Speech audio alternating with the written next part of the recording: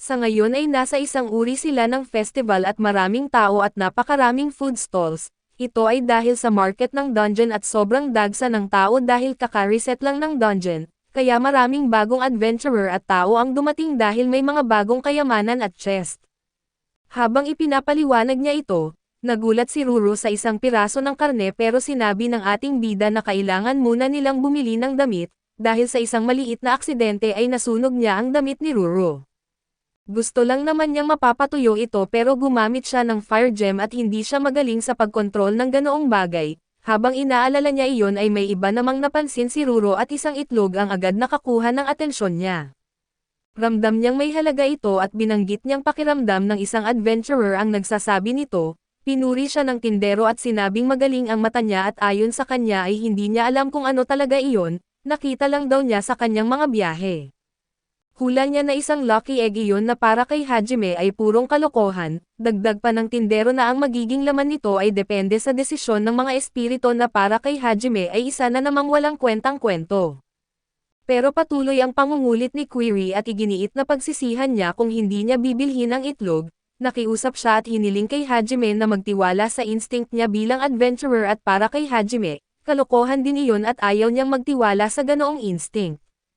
Pero sobrang mapilit ang bata at dahil malambot ang puso ni Hajime at binili niya rin ang lintik na itlog, sobrang saya ni Ruro sa bago niyang nakuha at nagpasalamat kay Hajime at kahit hindi niya sabihin ay natutuwa si Hajime na masaya siya at tinanong kung paano niya lulutuin ang itlog, pero sinabi ni Ruro na hinding-hindi iyon kakainin.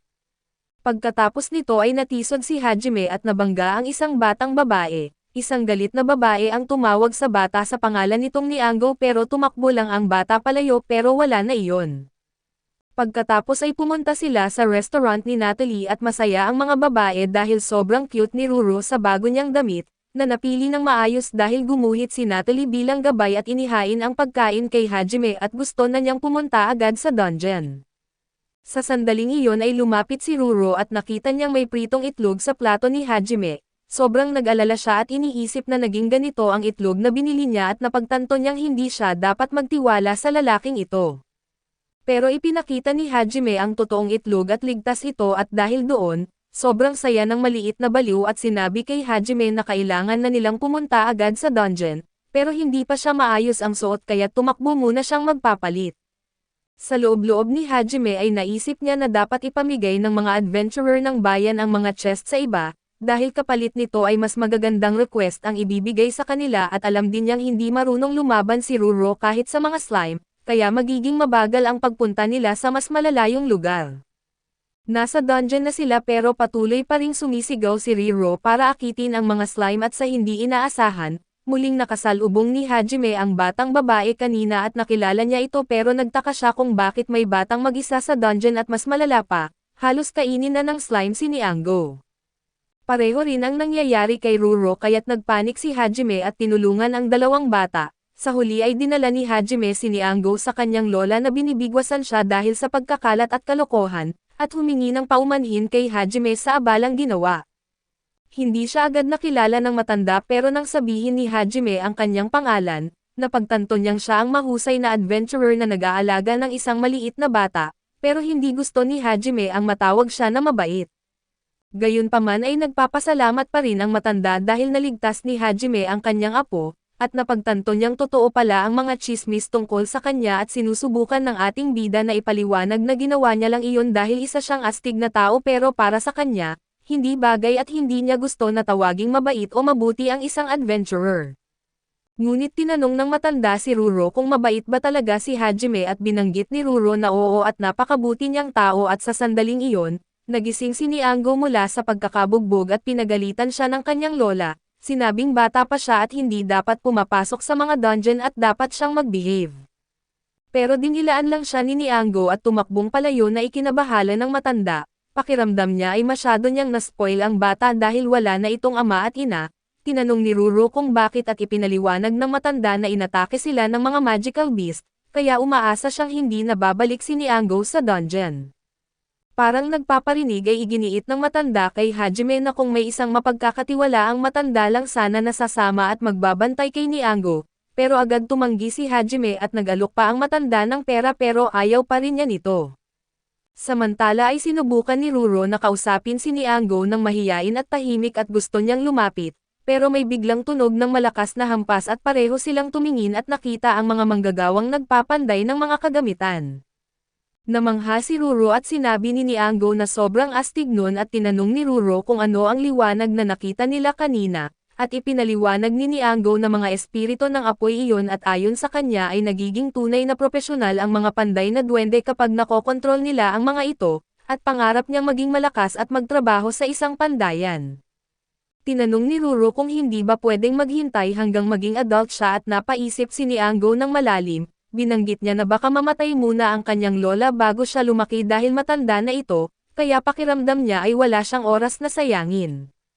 Gusto niyang makita siya ng lola bilang isang propesyonal at ipakita na astig siya sa tao na mahal niya, dahil dito ay naalala ni Ruro si Hajime at ipinaliwanag niya kay Nianggo na tinawag niyang Anya dahil gusto niya ang pangalan na magkakahawig sila ni Hajime. Para kay Anya ay nakakainsulto iyon pero sinabi ni Ruro na tatanungin niya si Hajime kung pwede silang tulungan, dahil doon ay naging magkaibigan agad ang dalawa at sabay nilang hinanap si Hajime at bago pa makapagsalita si Ruro, si Hajime na mismo ang nagsabi kay Anya na paminsan-minsan ay sasamahan niya itong maging guide, para hindi ito pumasok mag-isa sa dungeon. Sobrang natuwa ang dalawang bata sa narinig nila kaya't makalipas ang ilang panahon, makikita natin na si Hajime ay parang yaya na ng dalawang bata at ang maganda, tinutulungan nila ang isa't isa at nag-e-enjoy sa pagpatay ng mga slime. Hindi rin ito ikinaiinis ni Hajime dahil talagang kailangan ni Ruro ng taong tutulong sa kanya at sobra pa. Tinanong ni Anya si Ruro kung natuto ba siyang lumaban dahil kay Hajime at may pagmamalaki na sinabi ni Ruro na oo. Giit ni Anya na si Hajime ay tao na pwedeng pagkatiwalaan pero natahimik si Ruro. Sa sandaling iyon ay may mga adventurer na tumatakbo palapit at hinahabol ng mga halimaw at agad inutusan ni Hajime ang mga bata na lumapit sa pader, pero nadapa si Anya at nag-alala si Ruro kaso nasa gip siya ni Hajime sa huling sandali. At nang bumalik na sa katahimikan ang paligid ay kumikilos ng kakaiba si Anya. Mahiyain siyang nagpasalamat kay Hajime at nainis si Ruro at parehong nanginig sa takot ang dalawa lalo na si Hajime dahil nararamdaman niya ang aura ni Veronica, ang parehong kilabot na nararamdaman niya tuwing may binabalak ito. Lumapit si Ruro kay Anya at tinanong kung ayos lang ba siya at sinabi ng bata na oo, at binanggit ni Ruro na magkaibigan sila at hindi inaagaw ang mga bagay ng kaibigan. Habang iniisip ni Anya ang nangyari sa kanya ay patuloy namang naghahanap si Jaime kay Veronica, dahil ramdam niya na malapit lang ito. Lumipas ang ilang araw at makikita natin sina Hajime at Anya na tumatakbo palayo sa isang Cyclops, sobrang natatakot pero humarap si Ruro sa halimaw at hinugot ang kanyang espada na nababalutan ng apoy, itinutok at ipinapaputok ito at madaling napatay ang Cyclops. Nagtagumpay si Ruro na masaya at ipinagmamalaki ang sarili dahil naprotektahan niya ang kanyang mga kaibigan, pero obviously panaginip lang ang lahat ng iyon ng kawawang bata. Gayunpaman pagkagising niya ay parang may nakuha siyang maliit na ideya mula sa panaginip, bumaba siya ng sobrang hyper at sobrang excited at agad niyang sinabi kay Hajime na alam niyang marunong itong gumamit ng mahika. Ikinwento niya na sa panaginip niya ay may mga kahangahangang nangyari, at ngayon ay sigurado siyang may natutulog na napakalakas na kapangyarihan sa loob niya at si Hajime naman ay sumang-ayon na parang oo sa panaginip nga. Mula noon ay naging interesado na siya sa mahika, gusto niyang turuan siya ni Hajime dahil pakiramdam niya ay mas magiging kapakipakinabang siya, ipinaliwanag ni Hajime na hindi naman ganoon ka-useful ang mahika at hindi rin siya magaling dito. Ngunit sinabi ni Natalie na kung interesado siya sa espiritual na sining, maaari nilang alamin kung ano ang espiritual na kahulugan niya at nalito ang bata pero naisip ni Hajime na baka mas bagay siya sa mahika kaysa sa espada, kaya wala namang mawawala kung susubukan. Dahil dito ay naglakbay sila at habang nasa daan ay ipinaliwanag ni Hajime ang tungkol sa mga arketipo. Naalala niya ang nangyari noong nasunog ang damit ni Ruro at ipinaliwanag na ginamit niya noon ang kapangyarihan ng mga espiritu ng apoy sa pamamagitan ng isang gamit. Naalala ni Ruro na iyon din ang mga espiritong nakita niya sa pandayan kasama si Anya at mayroong espiritu ng apoy, tubig, lupa at hangin at karaniwan ay hindi sila nakikita, pero sinasabing lumilipad ang mga ito sa buong mundo. Nang marinig ito ay lalo pang na-excite si Ruro dahil gusto niyang sumabog ang mahika at pagdating nila sa lugar, kinausap ni Hajime ang isang matandang babae sa simbahan at binanggit ng babae na ipinapasa niya ang mga aral ng araw, tinanong si Ruro kung gusto ba niyang matuto tungkol dito. Sinubukan ni Jaime na pigilan ito at buti na lang nakinig ang bata at naikinainis ng babae. Ipinaliwanag ng babae na dapat alam ito ng isang adventurer pero sinabi ni Hajime na pasensya na, sumasakit ang ulo niya sa masyadong komplikadong kwento. Nagpatuloy sila hanggang makarating sa isang lugar na may maraming tore na kumakatawan sa 4 na elemento. Gumamit ang matanda ng isang susi sa hangin at lumitaw ang isang pinto at nang mabuksan ito, napunta sila sa ibang lugar.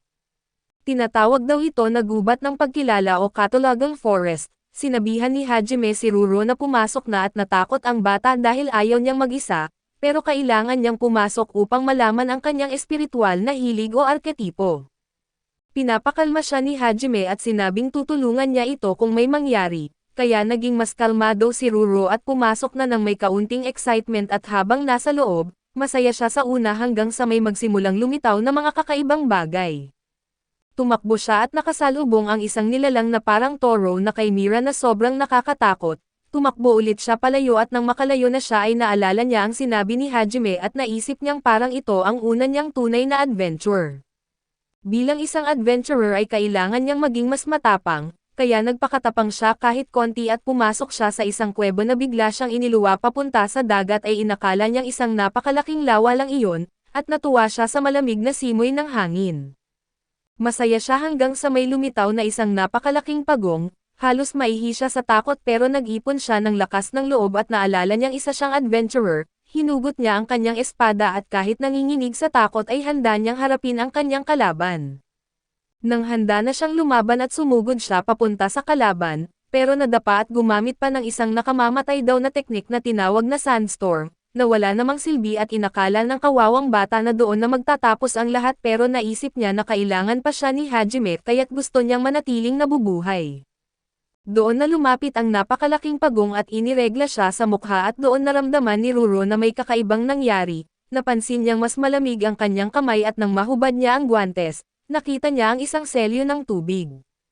Biglang lumitaw ang isang pinto at bumalik siya sa pinanggalingan. Nagulat si Hajime dahil ang bilis niyang bumalik at tinanong kung ano ang nakita niya roon at ikinwento niya na may isang napakalaking pagong na may mustache, at agad itong nakilala ng matandang babae bilang ang Venerable Milneri. Kung totoo ang sinabi ni Ruro ay ibig sabihin daw ay mahal siya ng mga espiritu ng tubig. Medyo tinamaan si Hajime rito dahil ni minsan ay wala pa siyang nakitang disenteng espiritu at ipinakita rin ni Riro ang kanyang selyo at ayon sa matanda, isa itong basbas at ang marka ng tubig na may 2 kaliskis ay napakagandang senyales. Mukhang ipapahiram sa kanya ng mga espiritu ang kapangyarihan nila kahit walang espiritual na gamit, kaya napakaswerte niya at syempre ay nagyayabang si Ruro kay Hajime pero masaya naman talaga si Hajime para sa bata. Gusto ni Ruro na pumunta agad sa dungeon para subukan ang kapangyarihan at dahil mapilit siya, napilitan silang pumunta kasama si Anya at humarap ang bata sa isang mas malaking kalaban.